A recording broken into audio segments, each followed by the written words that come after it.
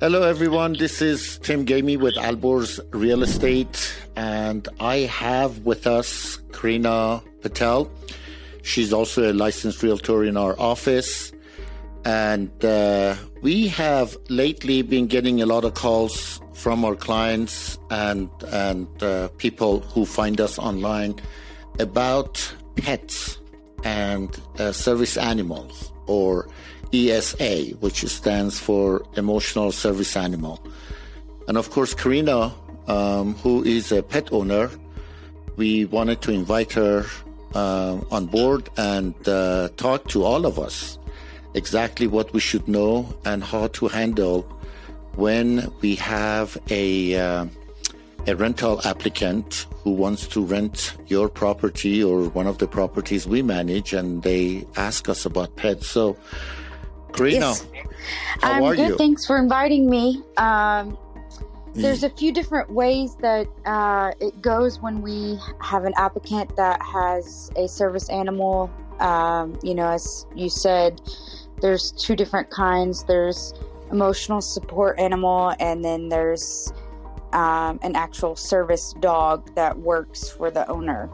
An emotional support animal will be a letter from a doctor in the state of Colorado, and the letter will be within a year. It has to be within this year. If not, it's expired. We do see a lot where people get online and they pay the $50 and think that they have an emotional support animal because they get this fake letter from a doctor with a fake address. So there's a few things we look for. We look for a legitimate address. It will have to have the doctor's address on it. It'll have to have a phone number. And it'll just state that this prospect has an ESA animal. When it's a service animal, most of the time you can tell when someone has a service animal. Sure. But Karena, let me ask you this. ESA, or you said emotional service animal, Support right? animal. Why would some support animal? Okay, sorry. Why would somebody needs a emotional support animal? Somebody might need an emotional support animal if they are suffering with depression or anxiety. Some people, it's mental health. In most cases, emotional support animal will be a mental health issue. So you're saying that I'm sitting home, I'm alone, I feel depressed, and then I can start patting my cat or my dog, right? And that gives me a sense of relief. Yeah, I mean, and sometimes we do get a lot of people that try to skip out on the emotional support.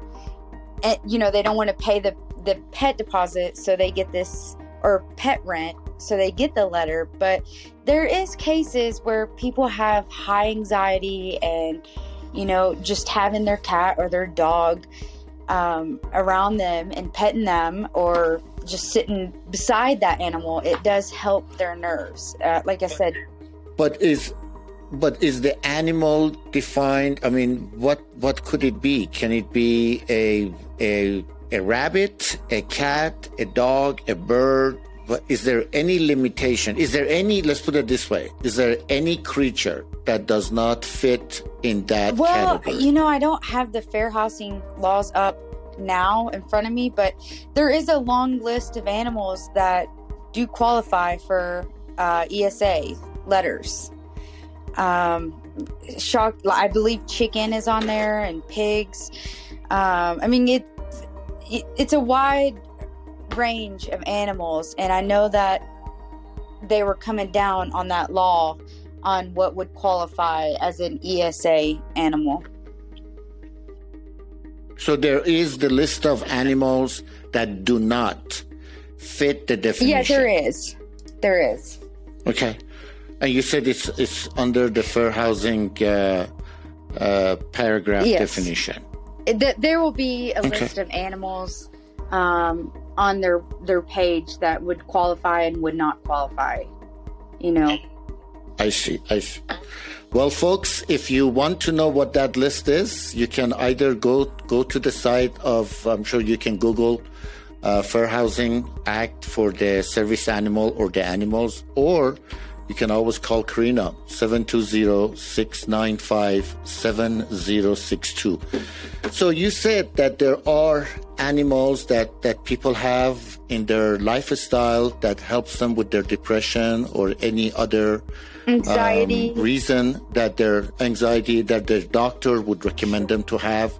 They're going to get a letter from their doctor. We want to make sure that the letter they get from a doctor is not one of those sites that they go pay $15 to buy that letter, but they actually they have a primary care, and the primary care is aware of the situation of that patient, and that primary care will provide a letter that will bring it to us when we are going to consider or qualify that applicant to rent a property and with that. So, but then you said that if somebody has a legitimate letter with a ESA animal, emotional support animal, did you say we can or we cannot charge them pet deposit? We cannot. How about pet rent? You can't charge them anything. How about if I say that I don't want to have any animal in my property? If they can I refuse to rent to them if somebody has a ESA animal? Not. I cannot. Okay. And just keep in mind, like with the letters, it's really it's a letter. It's a prescription letter from a doctor, and they will not go into far details on why that person needs that animal. They might just say they suffer with mental health issues, but you'll know if it's a real letter because it'll have an address that you could simply just go to Google Maps. It won't be a P.O. box. Right. Are these animals usually friendly? I don't want to attack when I go inspect the house and they have an ESA animal. Oh my God. I have yet to see a angry ESA prospect, but I know that and some people get these ESAs for many reasons, Tim. Pit bulls are restricted in some areas, so is German Shepherds. Some people have breeds of dogs that can't be in the city limits. And so if they get these ESA letters, no one can discriminate. So that's another big reason why some people get the fake letters, thinking that they can pass with it. Okay. All right, folks. Well, so if you, before I go there, let me ask you this. So then when you get a prospect, when you get an applicant who is going to rent a property that you represent, there is a due diligence that you do, right? Obviously, you get a picture of the animal, you get their name. There is also a pet screening that I take it that you do all of those. And then you will also put that letter under microscope and you do the extra effort of qualifying the letter and making sure this letter is legitimized and it's a real letter and it's safe for that property. Karena, something happened to your phone. Can you hear me now? Yeah.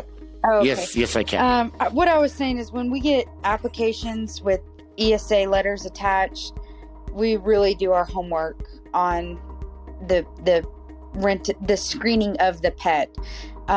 Just because it's such a common thing now that people will go online and pay that to get out of pet rent and pet deposits or pet fees. I mean, so our homework on it is really extra, and I've caught quite a few just in the past year, just doing these researches on, the attorney that we talk to, the real estate attorney, keeps us up to date with how to make sure it's a real letter, because you can't ask questions.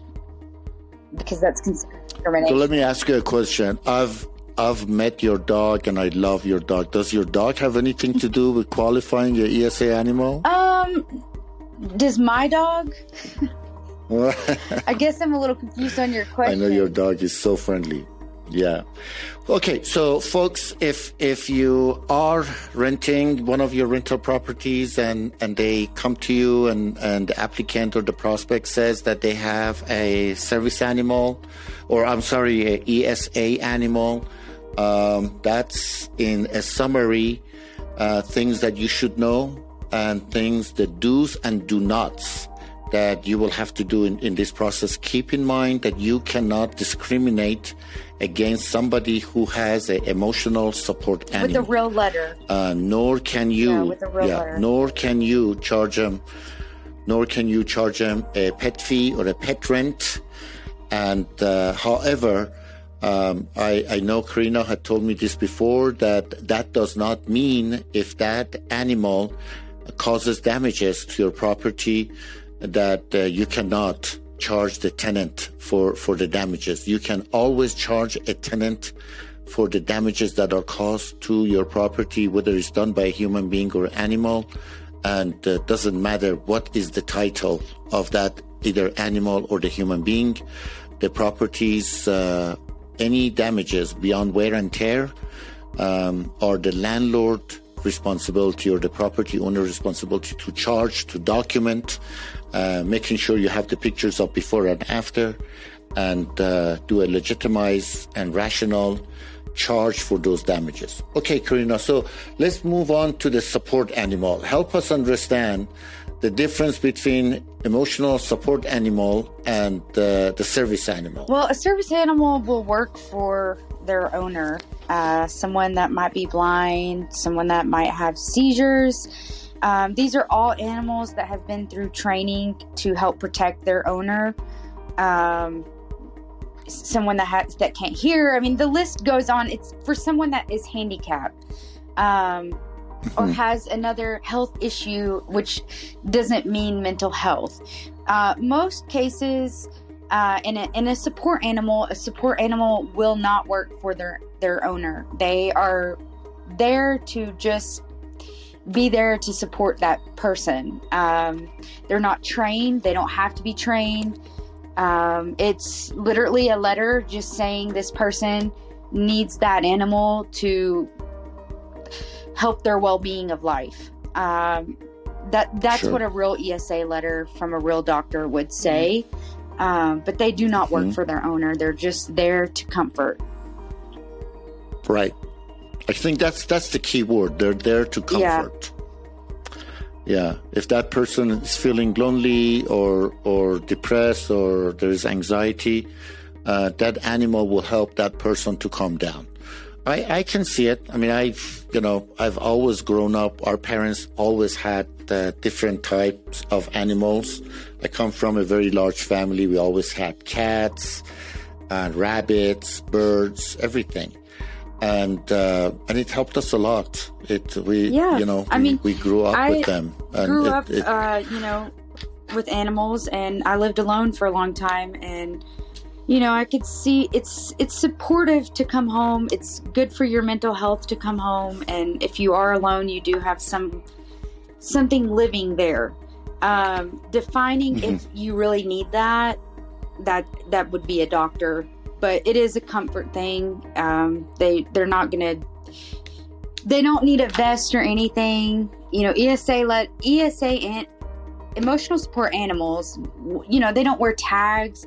They don't need vest or anything because, they're not trained to work. And I think that's where people get really confused with service animal and an ESA pet, shall I say. Because a service animal would wear a service vest, and you're not allowed to touch those dogs. They're working for their owner, and you're not allowed to touch them. Right. And most of the, I have someone in my neighborhood that, every once in a while I see him, and his dog has those red vests. and it does say service animal on it. But what's so amazing and so beautiful is that from time to time I see him maybe coming from King Soopers, and the dog is actually carrying that little bag. And it's just truly amazing. And so service animals are the animals that obviously go through a certain special training, and they probably earn a certificate to be a service animal. And I tell you, I've owned dogs, I've owned cats, and I travel a lot, and I can see the difference. I mean, I see, this lately I was coming back from East Coast, and I saw one of the passengers had a husky, and it had that vest, and I'm telling you, that 3.5 hours flight, this dog was the most behaved animal that I have ever seen in my entire life, and sat there, just did his own thing and did not bark, and gave the most beautiful look and staring at people walking by, and it was truly amazing. Before I knew the law, I actually was on a flight, and the lady behind me had an animal, and it had a vest, and I turned around and I said, "Oh, your dog is so cute. Can I pet it?" And she said, "No, you're not allowed to touch a service animal." And I mean, then it just really opened my eyes to service animals, because, they do so much for their owners. They're actually, and I've said it already, but they work. If someone's blind, they lead them. If they can't hear, they walk, they help. They work. They're trained, shall I say. It's the best way to put it, compared to someone that has a support animal. I tell you, I wish I could find a service animal who would help me with my English. But I'm sure one of these days I can. So that's in a summary, that's the difference. Again, with the service animal, obviously you cannot discriminate. You cannot refuse renting your property to a prospect or applicant who owns a service animal. The damages that a service animal or ESA animal cause to a property is no different than any other damage type situation to a property. So the landlord is entitled to collect and charge the tenant for that. Folks, service animal or emotional support animal is a real thing. In today's market, I could say, and Karena, correct me if I'm wrong, I would say 2/3 of the people probably own some kind of pet or animal with them when they come and rent. And you need to do your due diligence. You must follow line by line the law and the regulations of the city or municipality or the county where your property is located. Oftentimes, if the regulation is not clear, please seek legal advice from an attorney. We have an attorney that we meet with on a regular basis, and he always keeps us updated if anything changes with the rules and regulations. And of course, we take that knowledge and that experience to our client. And if they ever have any questions, we try our best to answer those questions. If there is a gray area, if there is an area that we are not absolutely 100% sure, we will tell our client that we will call you back. We're going to go call our attorney and find out exactly what the right answer and solution is to the question you may have. And Tim, I'm going to add in real quick, just also keep in mind that some HOAs have restrictions on animals. So, get an application that is not a service animal or an emotional support pet.